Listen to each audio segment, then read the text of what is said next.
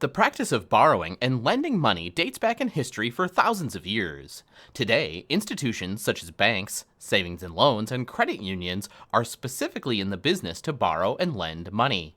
They constitute a significant portion of the service sector of the American economy. Let's take a look at calculating simple interest. Interest is the rental fee charged by a lender to a business or an individual for the use of money. The amount of interest charged is determined by three factors: the amount of money being borrowed or invested, known as the principal, the percent of interest charged on the money per year, known as the rate, and the length of time of the loan, known as time. The manner in which the interest is computed is an additional factor that influences the amount of interest. The two most commonly used methods in business today for computing interest are simple and compound. Simple interest means that the interest is calculated only once for the entire time period of the loan. At the end of the time period, the borrower repays the principal plus the interest. Simple interest loans are usually made for short periods of time, such as a few days, weeks, or months. Simple interest is calculated by using a formula known as the simple interest formula. It's stated as follows: interest equals principal times rate times time. When using the simple interest formula, the time factor t must be expressed in years or as a fraction of a year. When the time period of a loan is a year or longer, use the number of years as the time factor, converting fractional parts to decimals. For example, if the time factor for a 2-year loan is 2, for 3 years is 3, for 1.5 years is 1.5, and so on.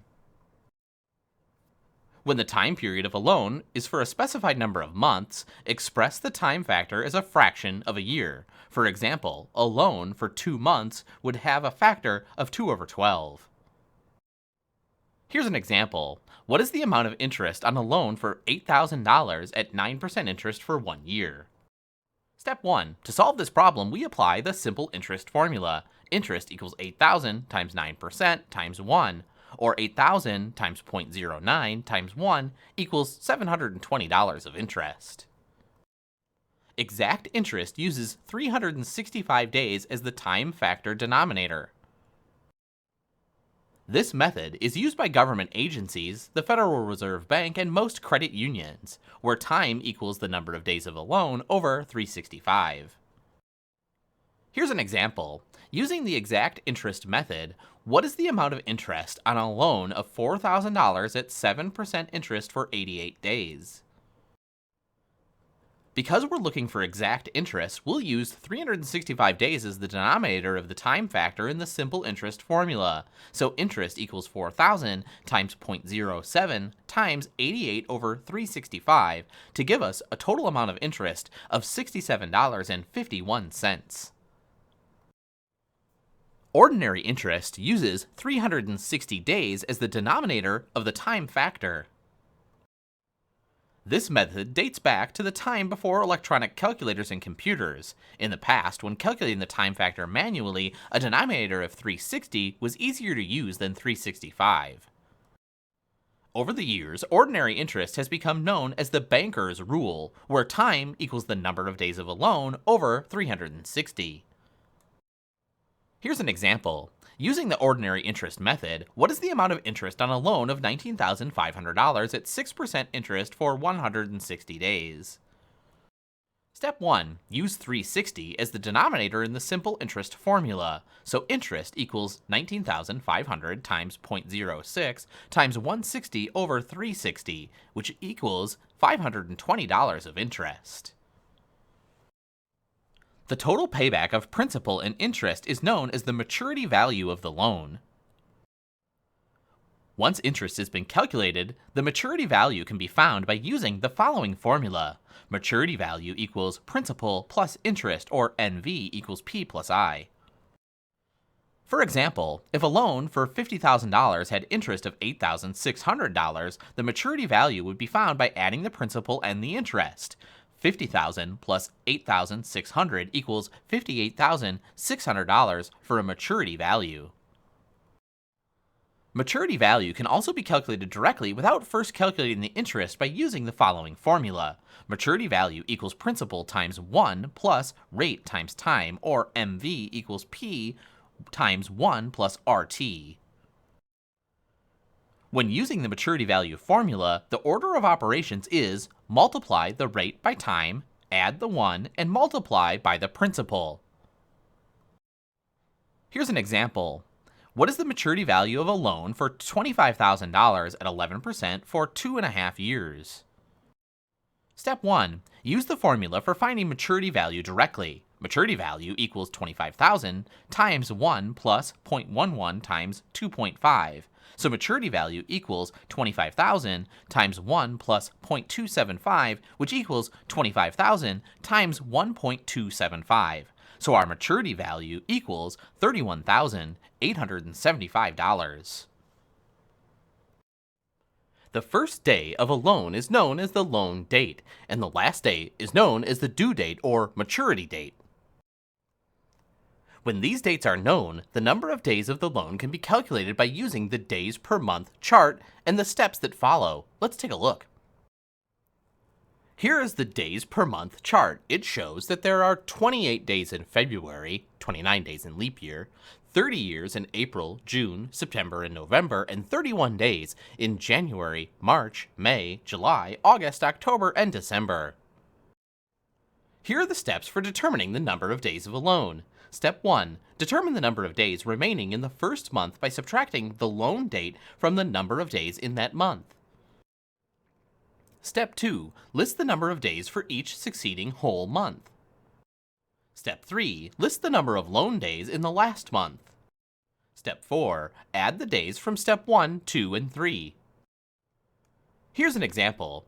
Kevin Crease borrowed money from the Charter Bank on August 18th and repaid the loan on November 27th. What was the number of days of the loan? Step 1. Determine the days remaining in the first month. August has 31 days, so 31 minus 18 equals 13 days. Step 2. Calculate the days in the succeeding whole months. September has 30 and October has 31. Then calculate the days in the last month. November has 27 days. Add the days from step 1, 2, and 3. 13 plus 30 plus 31 plus 27 equals 101 days. When the loan date and number of days of the loan are known, the maturity date can be found as follows.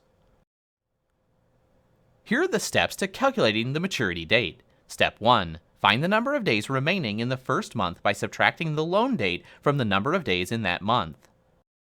Step 2. Subtract the days remaining in the first month, Step 1, from the number of days of the loan. Step 3. Continue subtracting days in each succeeding whole month until you reach a month with a difference less than the total of days in that month. Here's an example. What's the maturity date of a loan taken out April 14th for 85 days? Step 1. Calculate the days remaining in the first month. April 30th minus 14 days equals 16 days.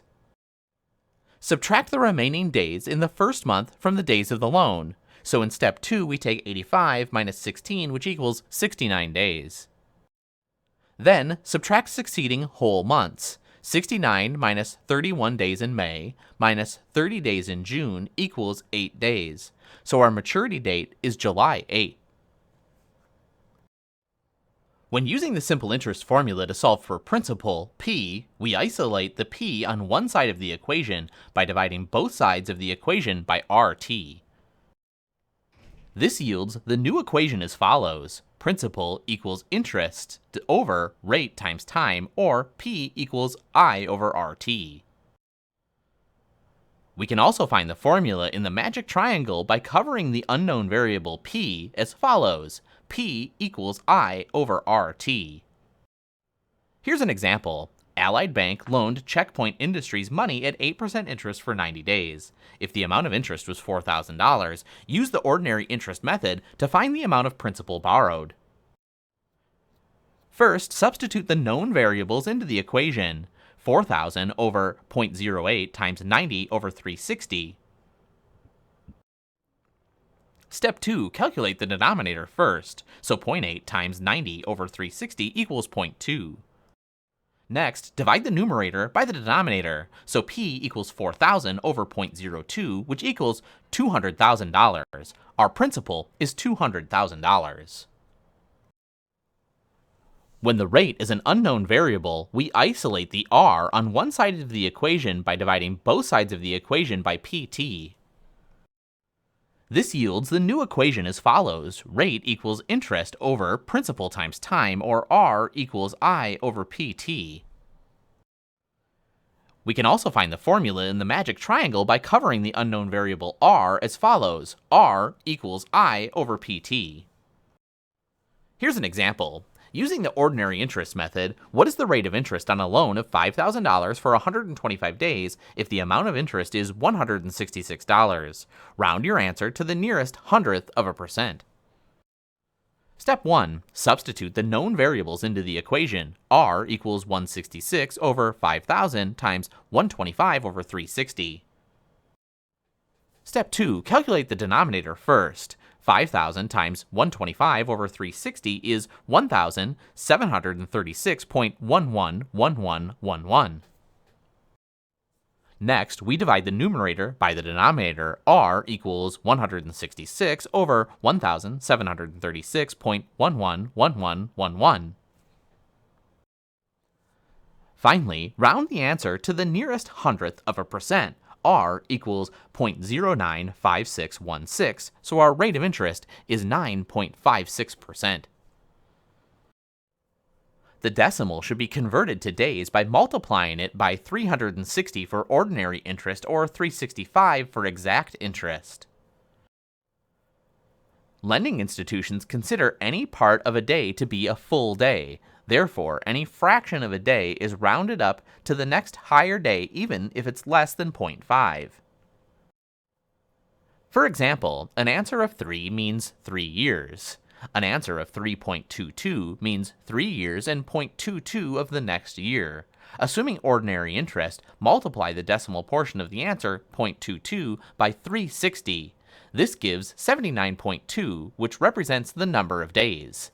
The total time of the loan would be 3 years and 80 days. Remember to always round up any fraction of a day. Remember, when time t is calculated, any fraction of a day is rounded up to the next day even if it's less than 0.5. For example, 25.1 days would be rounded up to 26 days. When using the simple interest formula to solve for t, we isolate the t on one side of the equation by dividing both sides of the equation by PR. This yields a new equation as follows: time equals interest over principal times rate, or t equals I over PR. We can also find the formula using the magic triangle by covering the unknown variable t as follows, so t equals I over PR. Here's an example. What would be the time period of a loan for $7,600 at 11% ordinary interest if the amount of interest is $290? Step 1. Substitute the known variables into the equation, so t equals 290 over 7,600 times 0.11. Calculate the denominator first. 7,600 times 0.11 equals 836. Next, divide the numerator by the denominator. 290 over 836 equals 0.346889. Step 4. Using ordinary interest, we multiply the entire decimal by 360 to find the number of days of the loan. T equals 0.346889 times 360 equals 124.8, or 125 days. The most commonly used method for this calculation is known as the US rule. The rule states that when a partial payment is made on a loan, the payment is first used to pay off the accumulated interest to the date, and the balance is used to reduce the principal.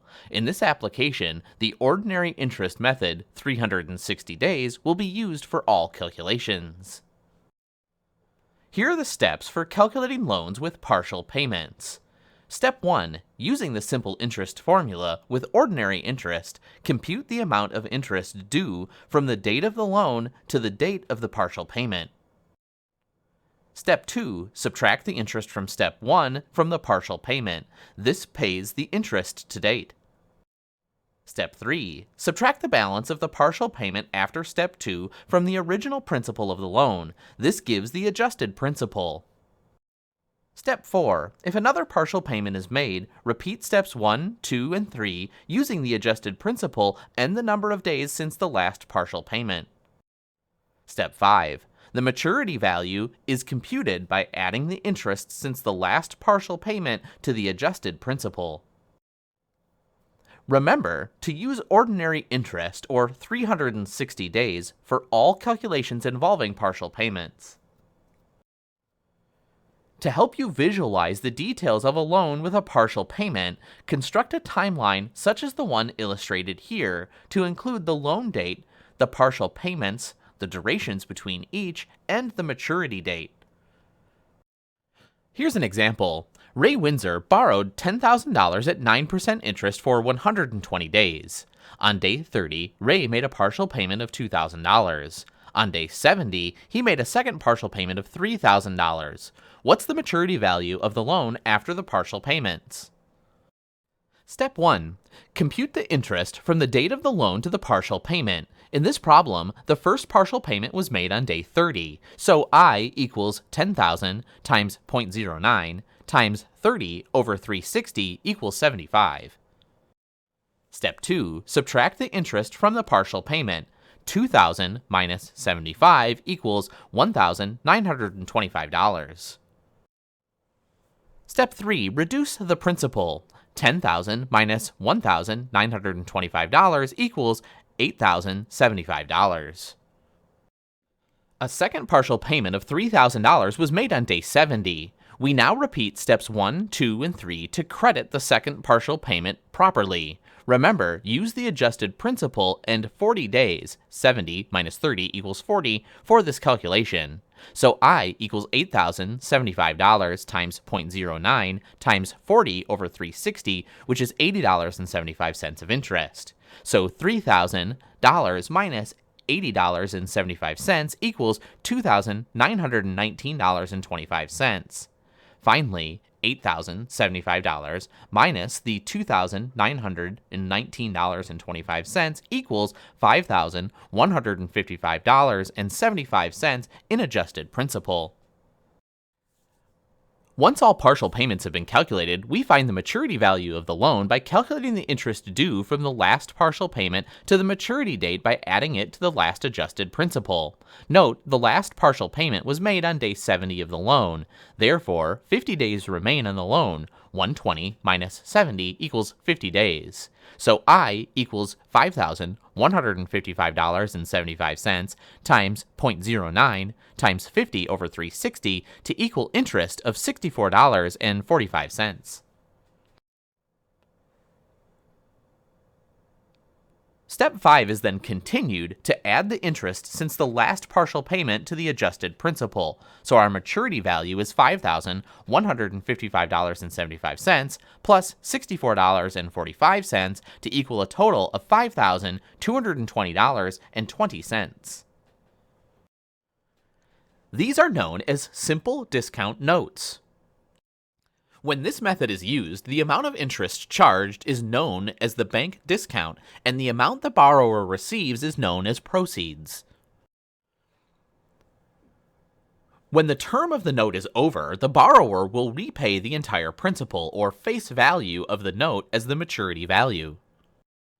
For example, Julie goes to a bank and signs a simple interest note for $5,000. If the interest charge amounts to $500, she'll receive $5,000 at the beginning of the note and repay $5,500 at the maturity of the note.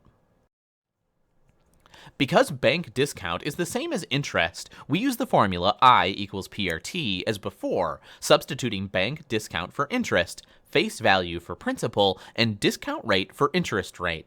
So bank discount equals face value times discount rate times time. Note, use ordinary interest, 360 days, for simple discount notes whose terms are stated in days. The proceeds of a note are calculated using the following formula. Proceeds equals face value minus bank discount. Here's an example. What are the bank discount and proceeds of a $7,000 note at 7% discount rate for 270 days?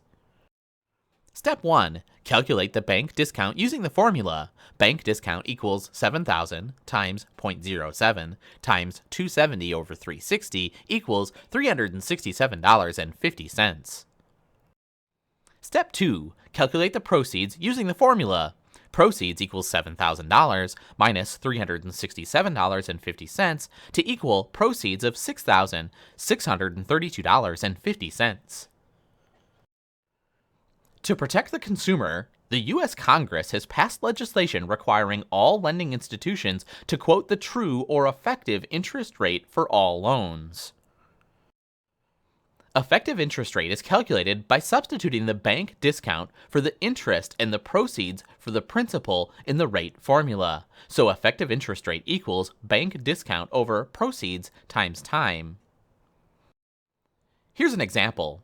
What is the effective interest rate of a simple discount note for $10,000 at a bank discount rate of 14% for a period of 90 days? Round to the nearest tenth of a percent. Step 1. Calculate the amount of the bank discount. Bank discount equals face value times discount rate times time. So that equals $10,000 times 0.14 times 90 over 360 for a bank discount of $350. Step 2. Calculate the proceeds. Proceeds equal $10,000 minus $350 to give us a total of $9,650 in proceeds. Finally, step 3. Solve for the effective interest rate. Effective interest rate equals $350 over $9,650 times 90 over 360 or $350 over $2,412.50. So the effective interest rate is 0.14507 or 14.5%. Prior to the maturity date of these notes, the payee, the lender, may take the note to a bank and sell it. This is a convenient way for a company or an individual to cash in a note at any time before maturity. This process is known as discounting a note. When a note is discounted at a bank, the original payee receives the proceeds of the discounted note and the bank, the new payee, receives the maturity value of the note when it matures. The period of time used to calculate the proceeds is from the date the note is discounted to the maturity date. This is known as the discount period. This figure illustrates the timeline for a 90-day simple interest note discounted on the 60th day.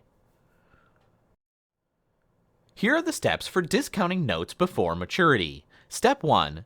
Calculate the maturity value of the note. If the original note was interest-bearing, the maturity value should be calculated as usual. Maturity value equals principal times 1 plus rate times time. Step 2. Determine the number of days or months of the discount period. The discount period is used as the numerator of the time in Step 3. Step 3. Calculate the amount of the bank discount by using the following formula. Bank discount equals maturity value times discount rate times time. Note, use ordinary interest, 360 days, for discounting a note before maturity when the terms are stated in days. Step 4. Calculate the proceeds of the note by using the following formula. Proceeds equal maturity value minus bank discount. Let's take a look at an example. Continental Industries received a $15,000 promissory note for 150 days at 12% simple interest. After 90 days, it discounted the note at a discount rate of 14%. Step 1. Calculate the maturity value of the original note using the following formula. Maturity value equals 15,000 times 1 plus 0.12 times 150 over 360, which equals $15,000 times 1.05, for a maturity value of $15,750. Step 2. Find the number of days in the discount period, which is equal to 150 minus 90 or 60 days. Step 3. Calculate the amount of the bank discount, which is equal to $15,750 times 0.14 times 60 over 360, or $367.50. Finally, step 5. Calculate the proceeds of the discounted note, which are equal to $15,750 minus our $367.50 to give us a total proceeds of $15,382.50.